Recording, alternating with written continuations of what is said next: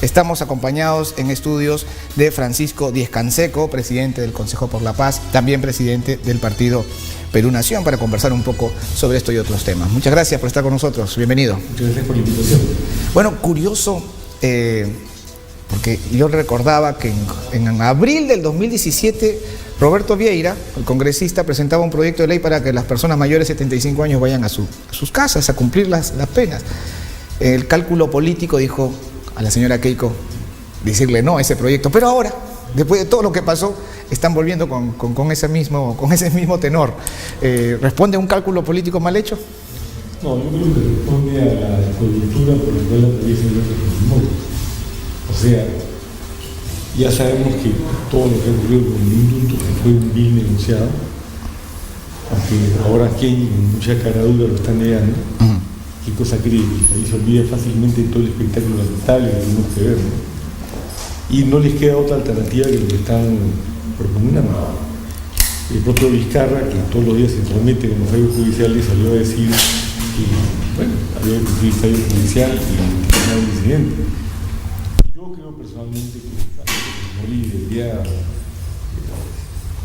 pasar un régimen de detención domiciliaria, dado su estado de salud y su edad, y creo que realmente aquí se trata de un tema humanitario. Más allá de si hace o no, como uno dice en teatro, presentándose por un lado con una la foto, de salud, ¿no? la carta, el tenor de la carta, ¿no? Al final de mi vida, ¿no? Así es.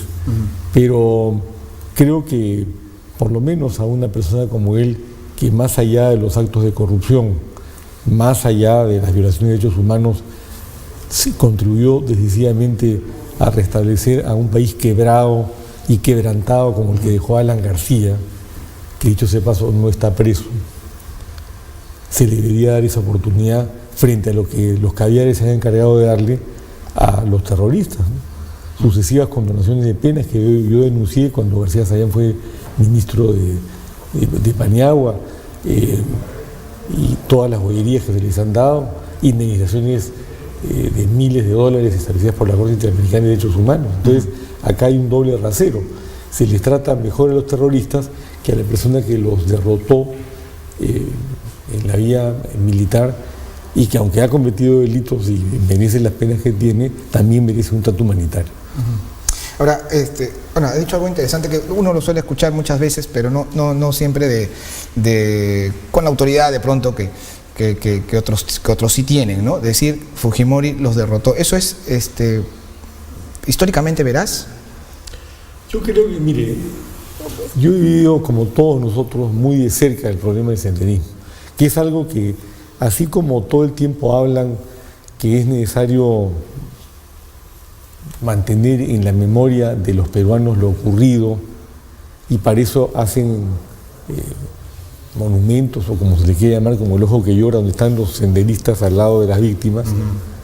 De la misma manera, es muy importante para la juventud que traigamos permanentemente a colación, que mantengamos presente la memoria de las barbaridades cometidas por Sendero.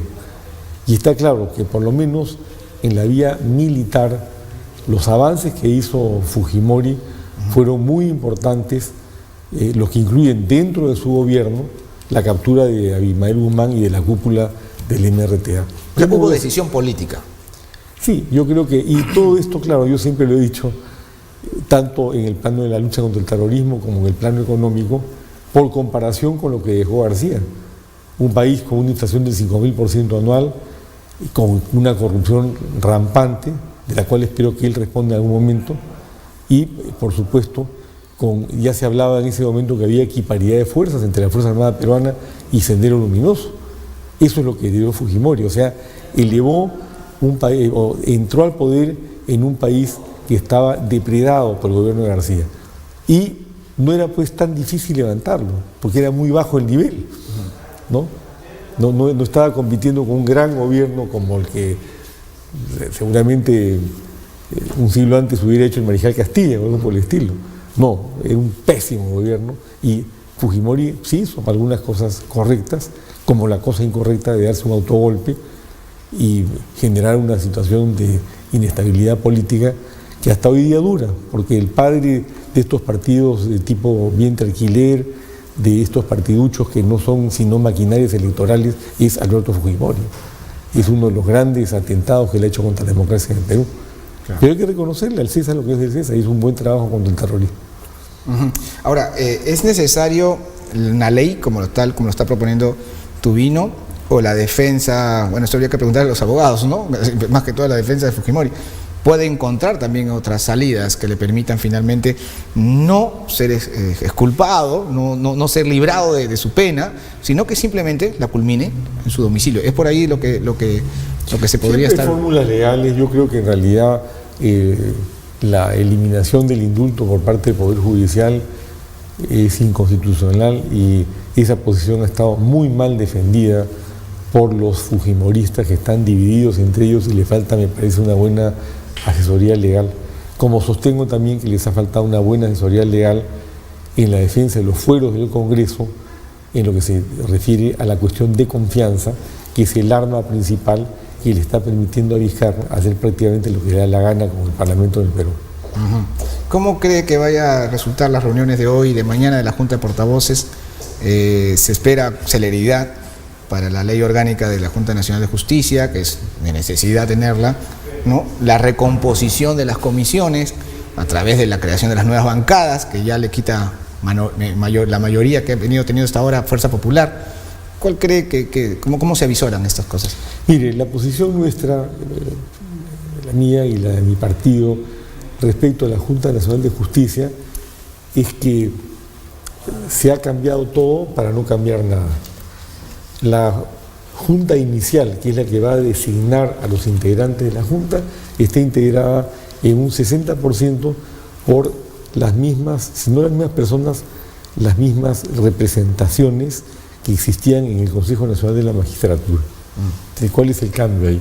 Si el problema central del Perú no es que demos más leyes anticorrupción, el problema es cambiar a las personas, y acá se sigue repitiendo esta pasarela de políticos corruptos, de representantes de instituciones corruptos, o que no nos ofrecen ninguna garantía respecto a lo que puede ocurrir. Yo tengo mis serias dudas sobre cómo va a operar esa Junta Nacional de Justicia por la composición que tiene. ¿Qué habría esperado? ¿Qué aspectos no han sido considerados que usted quizás desearía para darle esa garantía que se espera? Es muy difícil en el contexto actual que, por ejemplo, estén representados en la Junta Nacional de Justicia, y no deberían estarlo porque son juez y parte, el Poder Judicial y el Ministerio Público.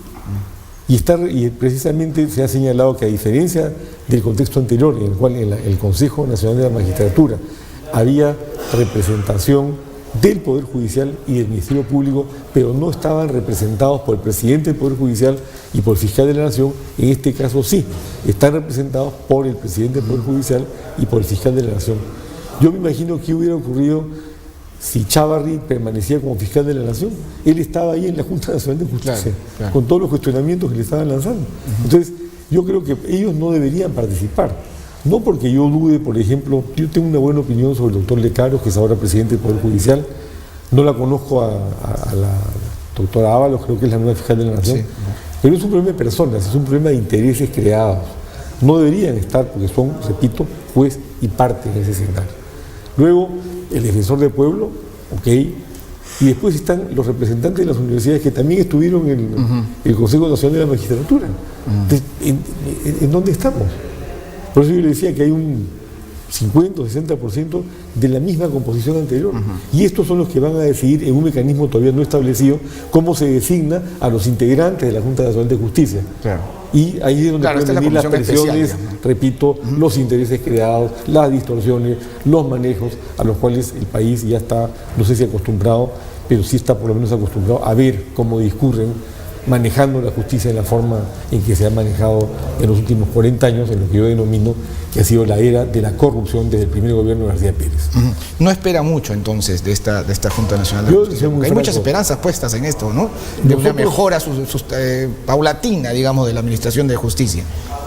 Pero ¿qué van a cambiar si lo primero que tiene que hacerse es una depuración del Poder Judicial y del Ministerio Público? Y esto no está en miras. Nosotros presentamos al Congreso un proyecto de ley para crear el Consejo Nacional de Moral Pública, que es una idea que surge de manera muy clara y simple de lo siguiente. El problema no son las normas, como acabo de señalar, el problema son las personas. El problema es que los órganos de control interno, tanto el Ministerio Público como el Poder Judicial, no funcionan. Porque hay una corrupción rampante y porque hay concesiones mutuas que se hacen los propios vocales, jueces, etcétera, en función de las situaciones por las cuales atraviesan y de los intereses que defienden. Hay, por supuesto, vocales y jueces muy honestos, pero también hay muy deshonestos que, desgraciadamente, creo yo, constituyen la mayoría. Lo que tenemos que hacer es limpiar al interior de esas instituciones la corrupción. Y para eso se requiere un organismo ajeno a ellas, el Consejo Nacional de Moral Pública, que forme tribunales de honor al interior de esas instituciones y que empiecen a votar a los corruptos. Esa es la única forma de terminar con esto. Todo lo demás, en mi opinión, es un saludo a la bandera. De acuerdo, muchísimas gracias. Hemos estado conversando entonces con Francisco Díez-Canseco, presidente del Consejo por la Paz y también del partido político Perú Nación.